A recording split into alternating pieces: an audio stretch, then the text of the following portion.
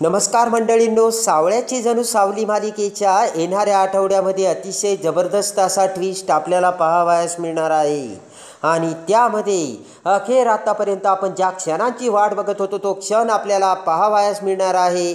आणि त्यामध्ये सोहम आणि ताराचे लग्न लावून ज्यावेळेस सावली आता सोहम ताराला मेंदळ्यांच्या दरवाजात घेऊन येते, त्यावेळेस आता पहिला धमाका उडत ज्यावेळेस आता तिलोत्तमा ही समोरचे दृश्य बघते, त्याच वेळेस आता सावलीवर सगळा राग काढत आता पहिल्या पोराला गिळले आणि आता दुसऱ्या मुलाचा सुद्धा नाश केला असे म्हणणाऱ्या तिलोत्तमाने जेव्हा आता सावलीला घराबाहेर काढलेले असते, त्याच वेळेस आता पुढे येत गाणे माझे आवाज सावलीचा आहे सत्य ज्यावेळेस आता तारा ही सगळ्यांच्या समोर सांगते, त्याच वेळेस दुसरा मोठा धमाका उडून आता सावलीच्या आवाजाचे सत्य ज्यावेळेस तारा समोर आणते, त्यावेळेस आता चंद्रकांत आणि सारंग तिलोत्तमाला डावलून कसे सावलीचा स्वीकार करतात हे या व्हिडिओमध्ये आपल्याला पाहावयास मिळणार आहे.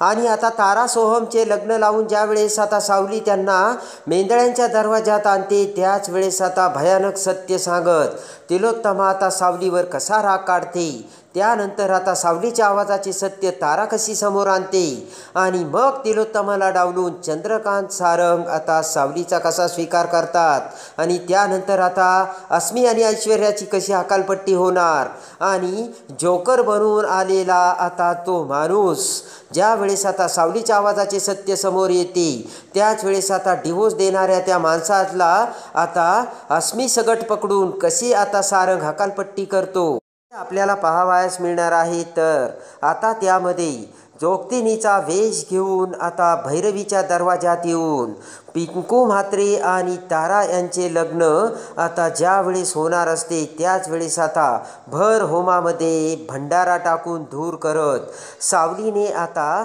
सोहम आणि ताराला पळवून नेलेले असते. इकडे आता ताराचे पिंकू म्हात्रे सोबत लग्न मोडल्यामुळे पिंकू म्हात्रे आणि आता भिकाजी म्हात्रे यांना खूप राग आलेला असतो.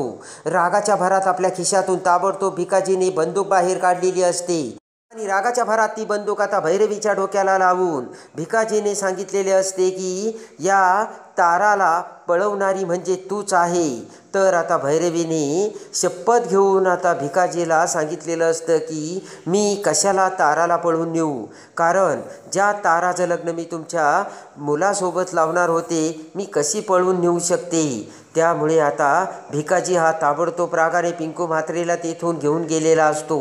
इकडे मात्र त्याच वेळेस आता सावली ही तडक आता जगन्नाथच्या प्लॅनप्रमाणे सोहम आणि ताराला भर मंदिरात घेऊन येते आणि त्याच मंदिरात आता सावलीने सोहम ताराचे देवाच्या साक्षीने आणि गुरुजींच्या वेदमंत्राने लग्न लावलेले असते. सोहम आणि ताराला लग्नबंधनात अडकवून आता सावली ही सोहम आणि ताराला म्हणते, हे बघा आता काही जरी झाले तरी हृदयावरती दगड ठेवून आपल्याला आता घरी जायचं आहे. तिलोत्तमा मॅडम आता काय रिॲक्ट होणार या सगळ्याची आपल्या मनाने आता तयारी करायची. जे काही आता तिलोत्तमा मॅडम आता बोलतील त्या सगळ्यांना ऐकून घेऊन आपल्याला घरामध्ये जायचं आहे आणि उलट आपलं काहीच बोलायचं नाही असे सावलीने सांगितलेले असते. आणि आता सावलीने आता तारा आणि सोहमला लग्न करून एकत्र आणलेले असते. सोहमला खूप आनंद झालेला असतो. आज हे जे शक्य झालं ना ते सावली वहिनी तुझ्यामुळे असे सोहम आता सावलीला सांगतो. त्यानंतर आता सावली ही जगन्नाथच्या प्लॅनप्रमाणे सोहम आणि ताराला घेऊन इकडे मेंदळ्यांच्या दरवाजात आलेली असते. आणि ज्या वेळेस आता मंडोळ्या बांधून सोहम आणि तारा दरवाजात येतात, त्याच वेळेस त्यांना आता तिलोत्तमा बघते आणि लगेच आता सोहम आणि ताराने पळून जाऊन लग्न केल्याचे, भैरवीच्या विरोधात आणि आपल्या विरोधात जाऊन लग्न केल्याचे तिलोत्तमा समोर येते. तिलोत्तमाला आता रागही आलेला असतो. शेजारी उभे असलेल्या सावलीला बघून आता सावलीने सोहम आणि ताराचे लग्न लावले भैरवीच्या घरून, आता ताराला पळवून नेले हे आता तिलोत्तमाला कळालेलं असतं.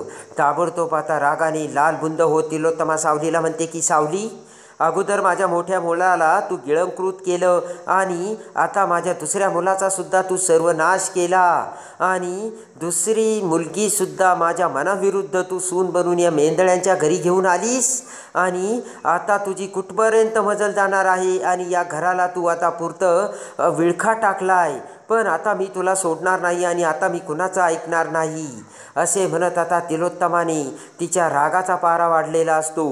चंद्रकांतराव, सारंग, ऐश्वर्या, अस्मी सगळेजण तिथे उभे असतात आणि आता कुणाला काय बोलावे काय नाही कळत नसते. आणि त्याचबरोबर आता लगेच तिलोत्तमा पुढे येते आणि म्हणते की सावली, आता तुला या घरात राहण्याचा काही एक अधिकार नाही. आत्ताच्या आत्ता ना तू या घरातून चालती हो आणि जर तू या माझ्या घरात थांबली ना तर तू अजून मला काय काय बघावयास मिळेल ना सांगताच येत नाही असे म्हणत तिलोत्तमाने आता सावलीला घराबाहेर काढलेलं असतं. पण आता त्याच वेळेस आता सोहम आणि तारा सावलीच्या बाजूने उभ्या राहतात. सोहम आणि तारा आता तिलोत्तमाकडे बघू लागतात. सोहम म्हणतो की मॉम, तू सावली वहिनीला घराबाहेर काढू नको, यामध्ये तिची काही चूक नाही आहे. अगं माझं प्रेम तारा आहे तारा, आणि तू तारासाठी भैरवीजीकडे हात मागायला गेली होती खरी, आणि जर त्यावेळेस भैरवीजीने संमती दिली असती तर तू ताराला तुझी सून बनून आणलंच असतं ना.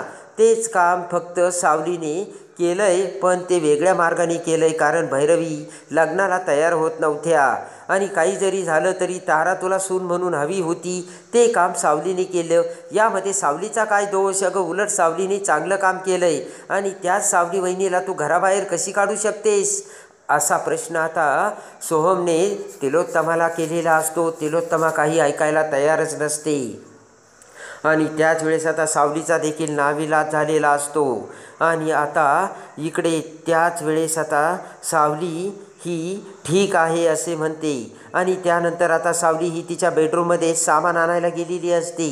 त्याच वेळेस आता जोकर हा सावलीला फोन करतो आणि जोकर आता सावलीला म्हणतो की सावली, अगं तू आता चालली वाटतं, पण जाते वेळेस एक काम कर, डिवोर्सचे पेपर तुझ्या बेडरूममध्ये तयार आहेत. त्या डिवोर्सच्या पेपरवरती एकदा तू सही कर आणि मग खुशाल ते घर सोडून निघून जा सावली. आणि आता इकडे तिलोत्तमाने सुद्धा सावलीला जायला सांगितलेलं असतं आणि आता या घरात राहण्यात काही अर्थ नाही असे म्हणत समोर ठेवलेले ते डिवोर्सचे पेपर आता सावली आपल्या हातात घेते आणि आता पेन घेऊन सावलीने त्या डिवोर्सच्या पेपरवर सही केलेली असते. गुपचूप सावली आता तिचं सामान घेते आणि बाहेर येते आणि तिची ती पेटी आणि ते सामान घेऊन सावलीने आता तिलोत्तमाचे घर सोडण्याचा निर्णय घेतलेला असतो. आणि आता सावली ही घराबाहेर पडणार तोच आता तारा म्हणते की थांब सावली. सावली थबकते आणि लगेच आता तारा म्हणते की तिलोत्तमा मॅडम, ज्या सावलीला आज तुम्ही घराबाहेर काढत आहे ती सावली जर आज तुमच्या या मेंढळ्यांच्या घराच्या बाहेर गेली तर माझासुद्धा काही अर्थ राहणार नाही, कारण माझा आवाज हा माझा नसून तो सावलीचा आवाज आहे. गाणे माझे, आवाज सावलीचा, आणि मग आम्ही एक दोघी कशा राहू शकणार. ते ऐकताच आता सगळ्यांना मोठा दुसरा धमाका उडवून धक्का बसलेला असतो. ते चंद्रकांतराव, सारंग आता ताराचे बोलणे ऐकतात आणि लगेच आता सारंग म्हणतो काय सावलीचा आवाज? तर आता तारा म्हणते आत्तापर्यंत जे गाणे मी गात होते तो आवाज माझा नसून सावलीचा आवाज आहे. आणि जेव्हा हे सत्य आता तारा ही तिलोत्तमासमोर आणते त्याच वेळेस आता मोठा धमाका उडालेला असतो. सारंग आणि चंद्रकांतराव खूप खुश झालेले असतात आणि सावली ही खरंच लाख मोलाची लाख गुणाची सून आपल्याला मिळाली. आणि सावलीच्या आवाजाचे सत्य ज्यावेळेस सारंगसमोर येते त्यावेळेस सारंगचा आवाज तर गगनातच मावेनासा झालेला असतो आणि एका झटक्यात सारंग आणि चंद्रकांतराव आता तिलोत्तमाला डावलून सावलीचा लगेचच स्वीकार करतात आणि सावलीला जाण्यापासून थांबवतात. आणि आता एका झटक्यात ताराने सावलीच्या आवाजाचे सत्य समोर आणून सावलीला तिलोत्तमाने हकालपट्टी करण्यापासून थांबवलेलं असतं. आणि सारंग चंद्रकांतरावांनी आता सावलीला थांबून सारंग आता सावलीचा कसा स्वीकार करतो हे बघण्यासाठी आणि सावळ्याची जणू सावली मालिकेच्या डेली अपडेटसाठी बेल नोटिफिकेशनवर क्लिक करून आपल्या चॅनलला लाईक करा, सबस्क्राईब